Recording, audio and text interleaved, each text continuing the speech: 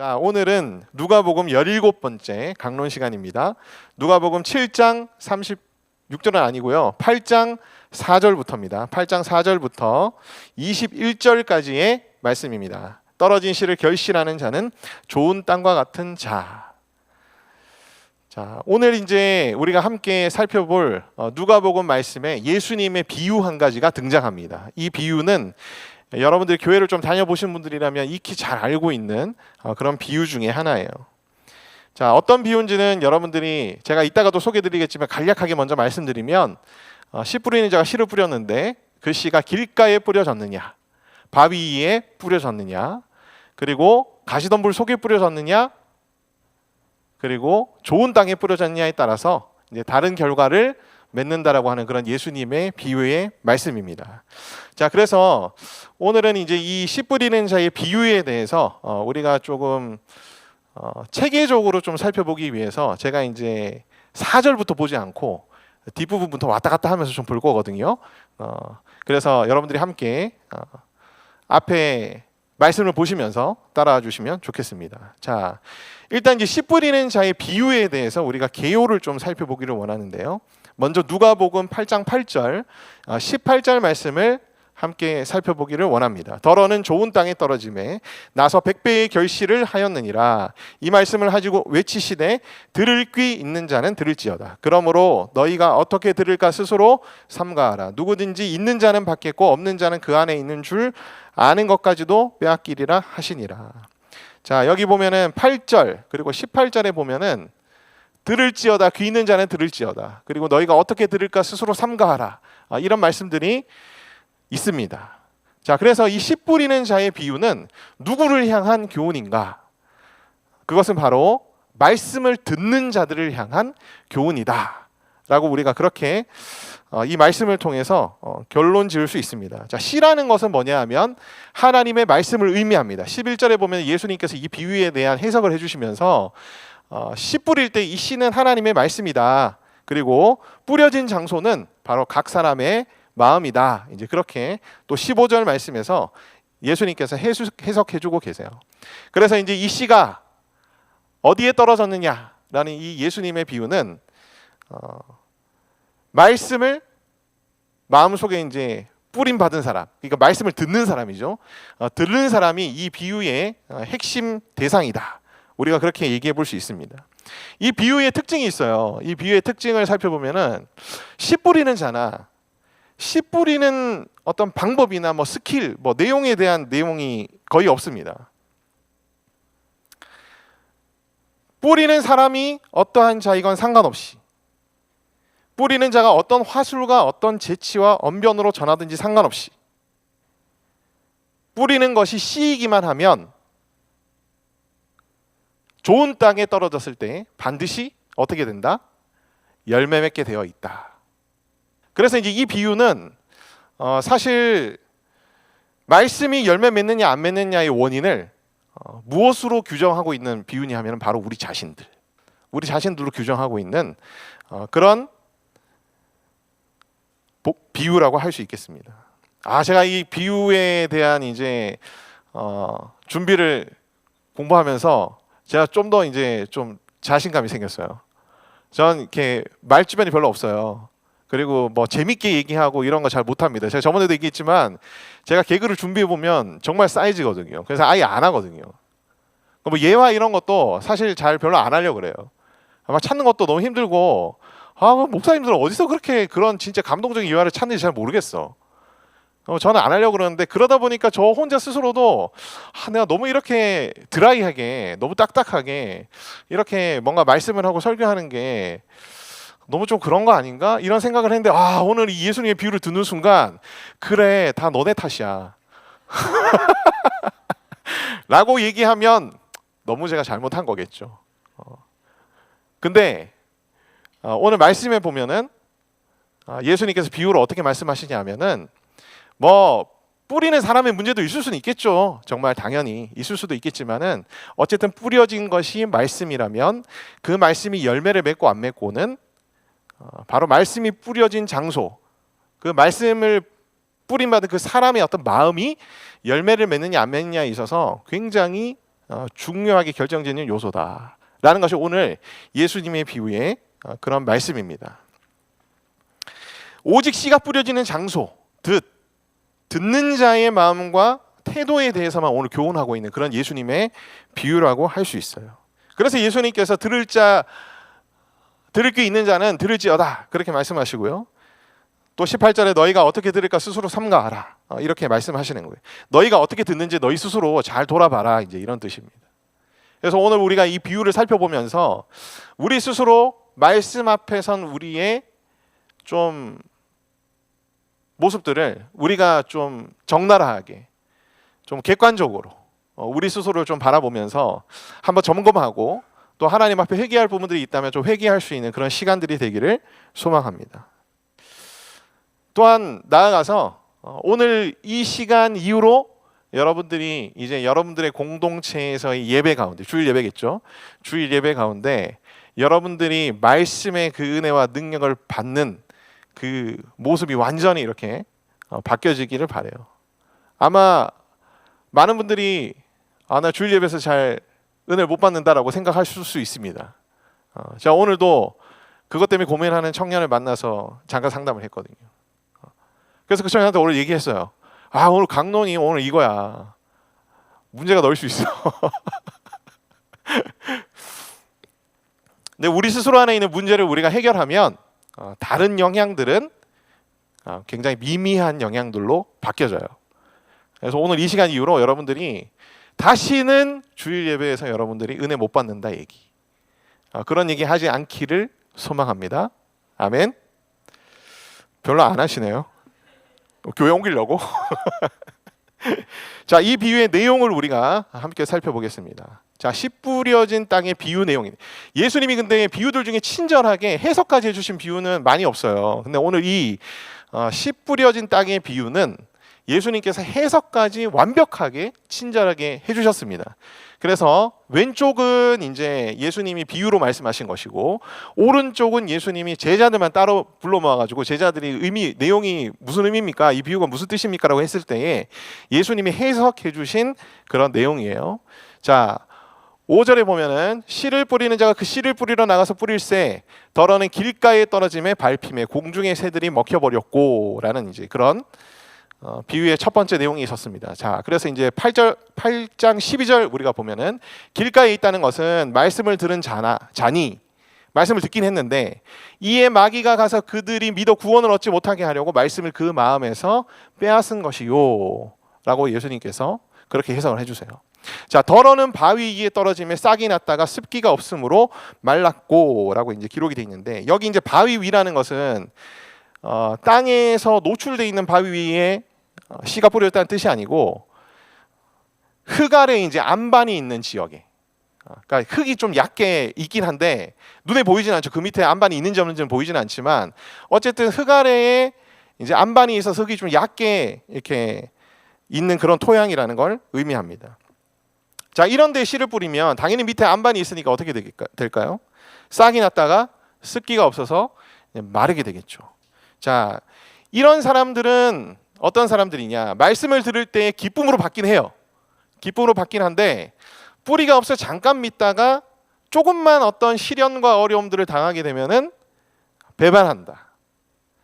마태복음에서 이렇게 얘기합니다. 핍박 때 잠시 견디다가 넘어지는 자, 신앙을 잃어버리는 자가 바로 바위 위에 있는 자다라고 그렇게 얘기하기도 하거든요. 누가는 이걸 조금 더 이제 일반화시켜서 이제 시련을 당할 때라고 좀 표현하면서 그렇게 우리가 삶을 살아가면서 겪는 그런 고난까지도 좀 포괄하는 의미로 확장을 시킵니다. 누가가 이렇게 확장하는 이유는 이제 아무래도 이 누가복음은 이방인들을 위해서 쓰여진 그런 복음서이기 때문에 좀 더 이제 핍박과 박해 가운데 있었던 예루살렘과 유대인 그리스도인들과는 조금 다른 그런 청중들이었거든요. 물론 이제 이방인 그리스도인들도 핍박과 박해를 당하긴 해요. 당하긴 하지만 어쨌든 누가는 청중들 독자들이 이제 조금 달라졌기 때문에 이 내용을 조금 더 이제 확장해서 일반적으로 적용시키는 그런 내용으로 표현을 합니다. 자, 7절 말씀에 보면 예수님의 비유의 세 번째 대상자인데요. 가시떨기 속에 떨어짐에 가시가 함께 자라서 기운을 막았고라는 표현이 있어요. 가시가 함께 자라니까 영양분을 온전히 흡수하지 못하고 가시가 이제 뺏어가니까 그래서 어떻게 됩니까? 결실하지 못하는 거예요. 온전히 결실하지 못한다. 그래서 가시떨기에 떨어졌다는 것은 말씀을 들은 자이긴 한데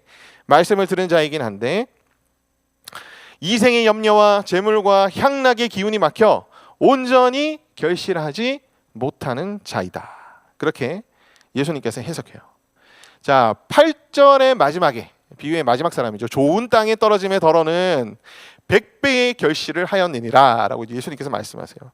근데 이런 사람들은 어떤 사람들이냐? 착하고 좋은 마음으로 말씀을 듣고 지켜 인내로 결실하는 자들이다 라고 예수님께서 그렇게 말씀하세요. 자, 여러분은 이 네 토양 중에 어느 토양에 해당되십니까?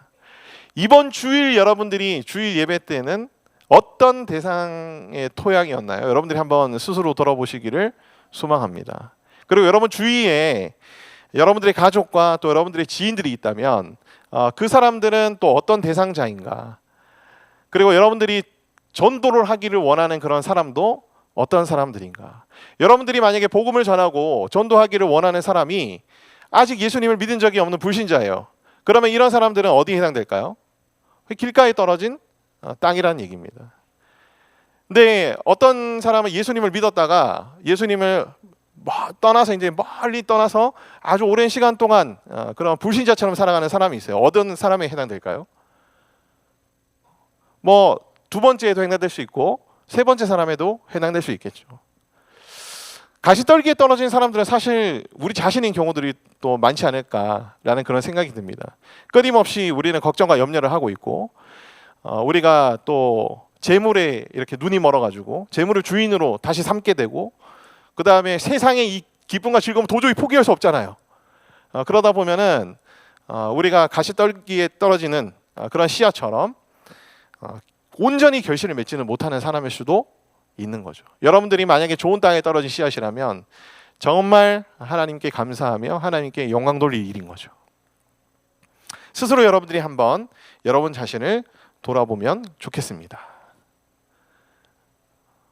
제가 표로 정리해 놓은 거를 안 보여드리고 제가 다 말로 설명을 했습니다, 여러분. 자, 넘어갈게요. 자, 좋은 땅에 뿌려진 씨. 이 좋은 땅을 가지고 있는 그런 사람들에 대해서 좀 더 우리가 말씀을 좀 살펴보기를 원합니다. 누가복음 8장 8절 15절에 해당되는 내용이에요. 앞에서 우리가 읽어드렸지만 다시 한번 읽어드릴게요. 더러는 좋은 땅에 떨어짐에 나서 100배의 결실을 하였느니라. 이 말씀을 하시고 외치시되 들을 귀 있는 자는 들을지어다. 좋은 땅에 있다는 것은 착하고 좋은 마음으로 말씀을 듣고 지키어 인내로 결실하는 자니라. 자, 좋은 땅을 가지고 있는 사람은 착하고 좋은 마음을 가지고 있는 사람이다 라고 얘기해요. 근데 이 착하고 좋은 마음은 우리가 생각하는 그냥 흔히 굉장히 인간성이 있는 어떤 그런 사람을 의미하는 것이 아니라 어떻게 예수님께서 말씀하시냐 하면은 말씀을 듣고 나서 그 들은 말씀을 어떻게 하는 사람? 지키는 사람. 그리고 인내해서 어떻게 하는 사람? 결실하는 사람. 그러니까 우리가 이제 말씀을 듣고 지키려고 해도 바로 즉시 지키기가 쉽지가 않아요. 굉장히 어렵습니다. 시간이 많이 걸릴 수 있습니다. 수없이 많은 반복을 해야 될 수도 있습니다. 그러나 그 모든 과정들을 인내하면서 결국은 어떻게 하는 사람? 결실하는 사람이 바로 착하고 좋은 마음을 가지고 있는 사람이고 바로 좋은 땅이다라고 얘기를 해요.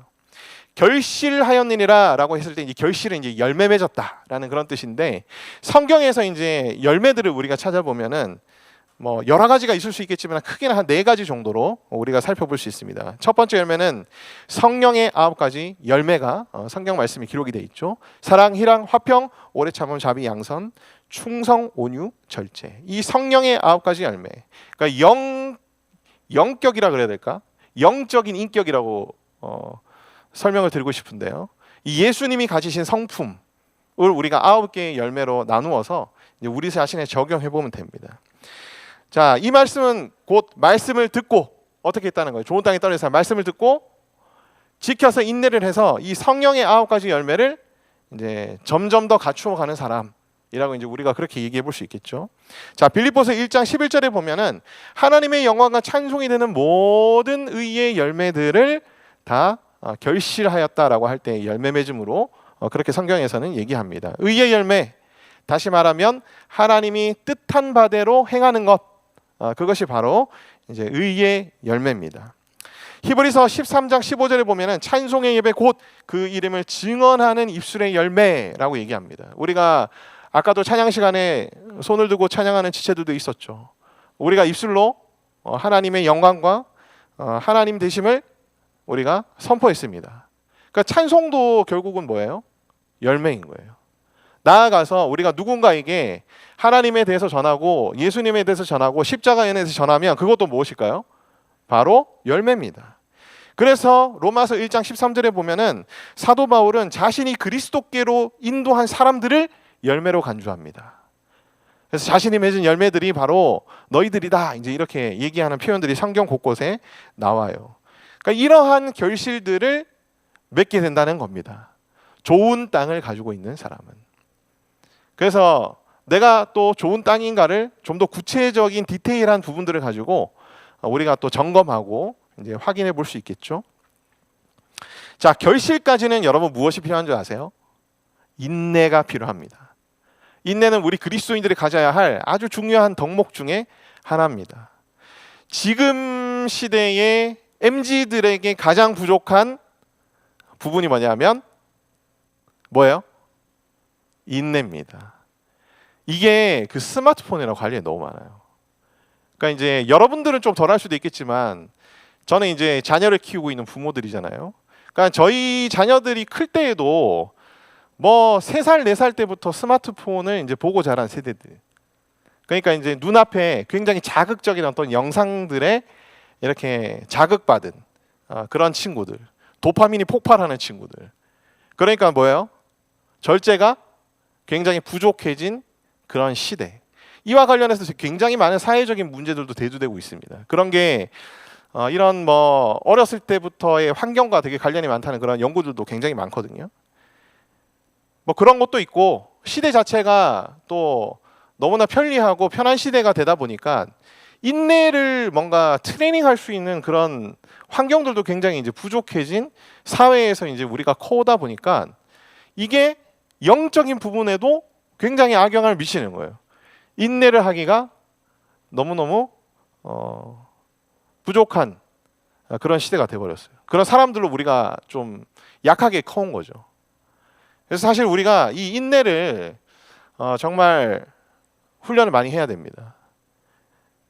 참 감사하게도 하나님께서는 끊임없이 우리를 연단시키시고 우리에게 고통을 주시고 우리에게 고난을 주셔서 우리에게 이 연단을 훈련시키시는 그런 하나님의 섭리가 있어요. 그래서 하나님의 그런 또 섭리 가운데서 우리에게 주어지는 어떤 고난 속에서 여러분들이 또 이 인내라는 덕목들을 배워가시면 정말 좋을 것 같습니다.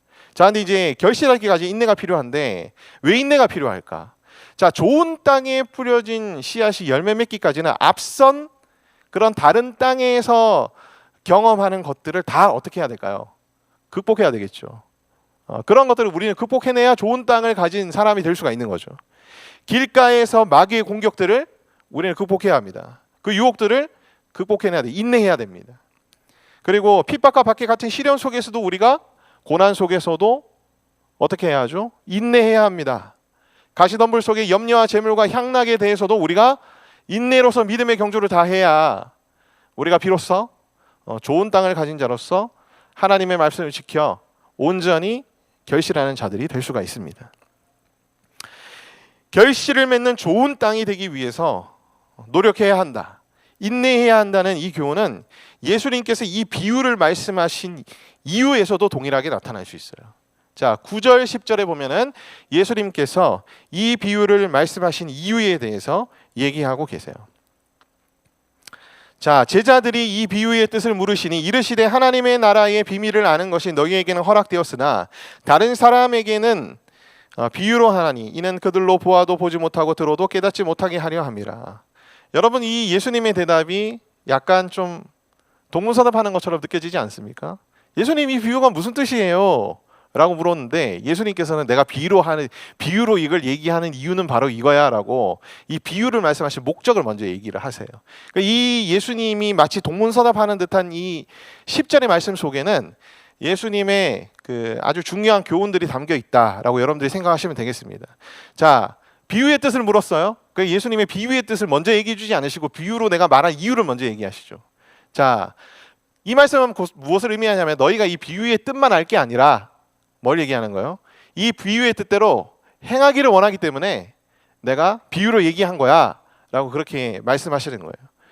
왜 이렇게 제가 해석하냐 하면 이 뒤에 이제 계속 그 이유들이 나옵니다. 뒤에 가서 이제 계속 말씀을 드릴게요. 자, 예수님께서 말씀하세요. 하나님의 나라의 비밀을 아는 것이 너희에게는 허락되었으나, 굉장한 말씀입니다. 굉장한 말씀이에요. 자, 제자들을 향해서 예수님께서 말씀하세요. 하나님 나라의 비밀을 아는 것이 너희에게 허락됐다. 자, 하나님의 비밀이란 무엇일까요? 하나님 나라의 비밀이란, 하나님 나라의 비밀은 뭐 믿는 자들 중에서도 아주 특정 소수에게만 알려주시는 그런 신비적인 어떤 계시를 의미하는 것이 아닙니다.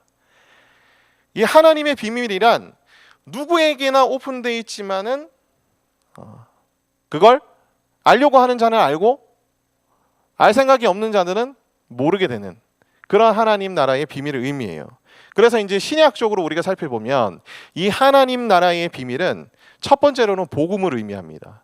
그리고 나아가서는 하나님의 말씀, 성경 전체를 하나님 나라의 비밀이라고 얘기를 해요. 구약에서는 이 비밀이 감추어져 있었습니다. 그러나 신약에서는 이 비밀이 완전히 다 드러났어요. 다 드러났어요. 완전히 다 드러났는데 왜 하나님께서 하나님 나라의 비밀이라고 얘기하는 것일까요?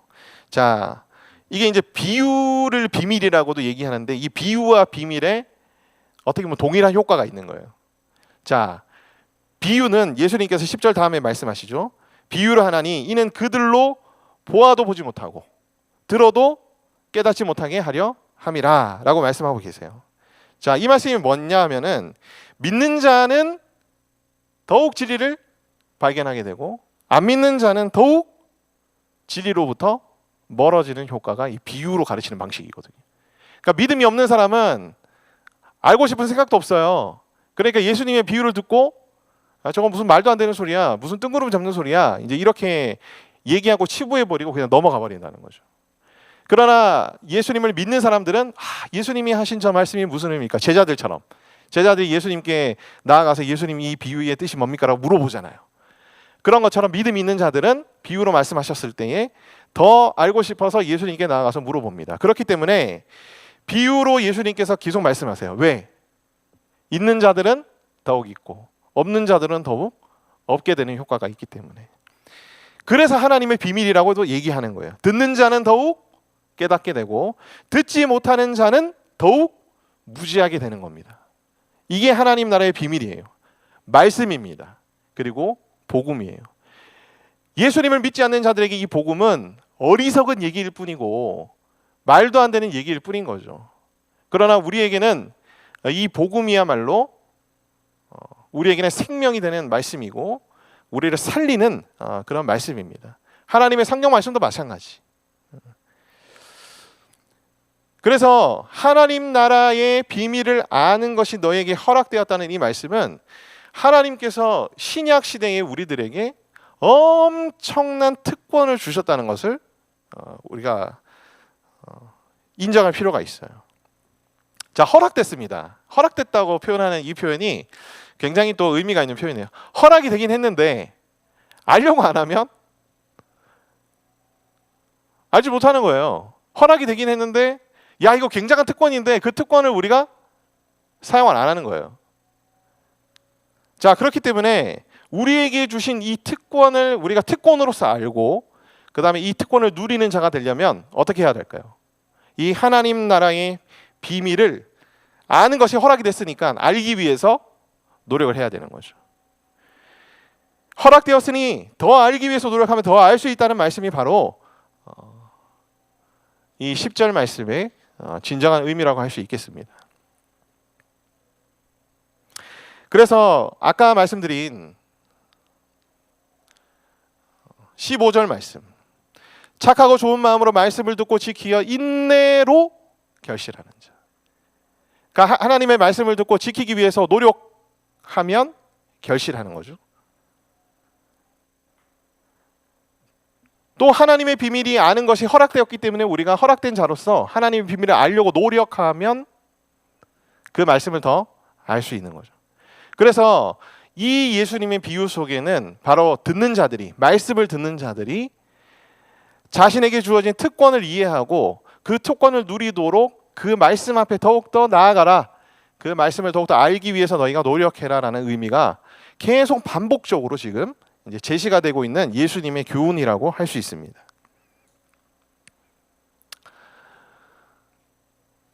하나님의 비밀을 아는 것이 허락된 자들의 의무가 있어요. 의무. 자, 우리가 이제 이전까지는 특권에 대해서 얘기했습니다. 특권. 이제 하나님이 특권만 주시면 좋겠는데 우리에게 또 의무도 주세요, 항상. 그래서 우리는 책임 있게 이 일을 감당해야 합니다. 뭐 근데 구원을 대가로 생각할 때는 뭐 이 의무는 아무것도 아니에요. 우리가 구원받은 거에 비하면 우리가 하나님을 위해서 해야 할 이 의무는 아무것도 아닙니다, 여러분.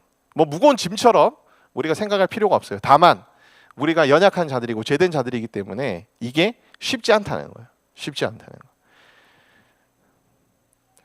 자, 누구든지 등불을 켜서 그릇으로 덮거나 평상 아래에 두지 아니하고 등경 위에 두나니 이는 들어가는 자들로 그 빛을 보게 하려 합니다.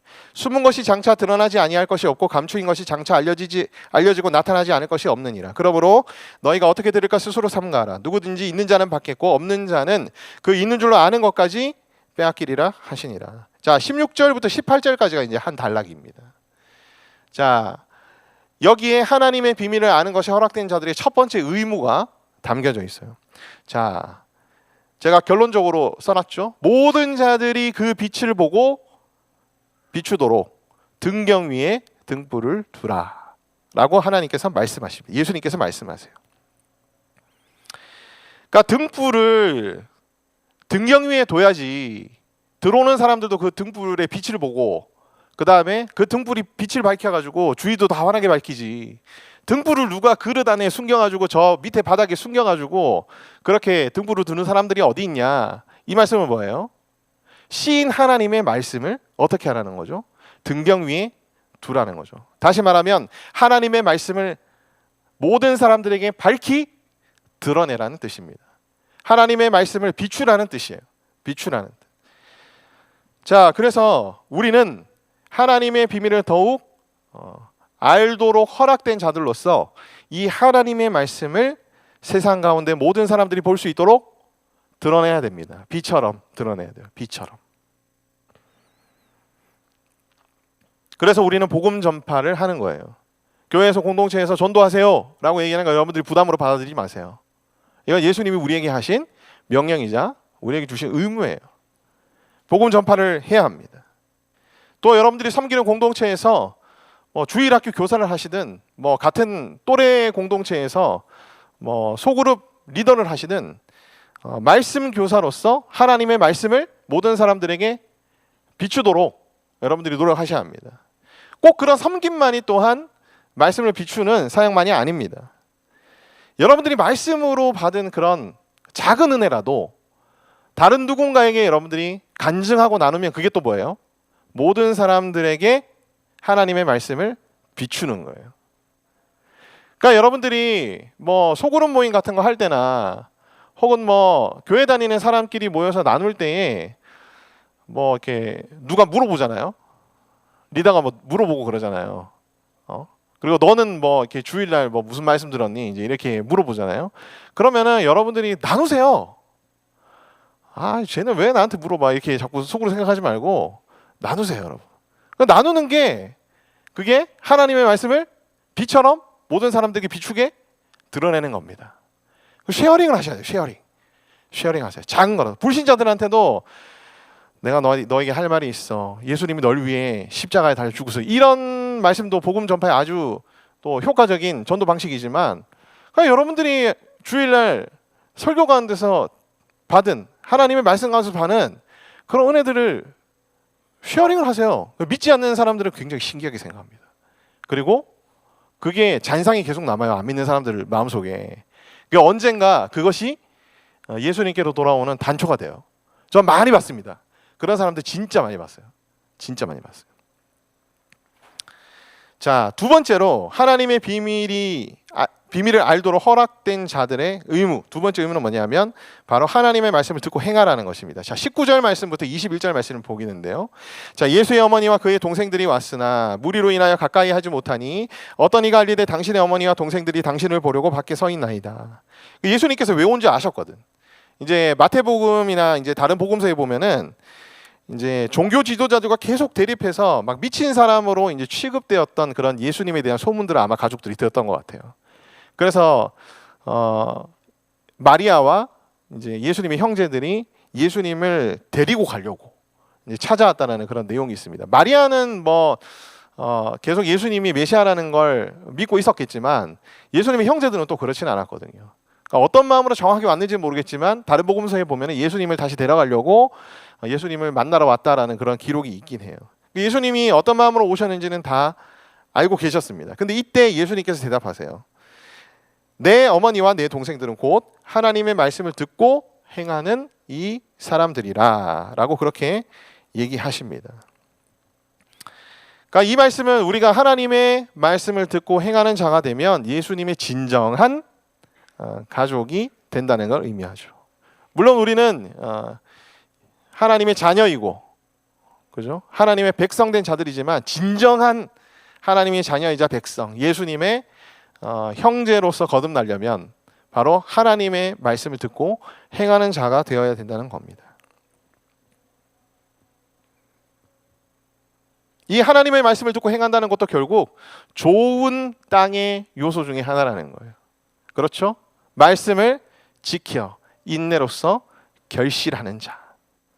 그런 자가 될 때에 우리는 바로 예수님의 진정한 가족으로 거듭날 수가 있다. 그래서 여러분, 우리가 하나님의 말씀을 듣고 내가 행하고 있는 자인가를 항상 우리가 스스로 어떻게 해야 될까요? 피드백해야 됩니다. 피드백해야 돼요. 이게 굉장히 많이 사실 우리에게는 부족한 부분 중에 하나입니다. 여러분들이 아마 큐티라는 것도 많이 하실 텐데요. 큐티의 가장 큰 효과는 피드백이거든요.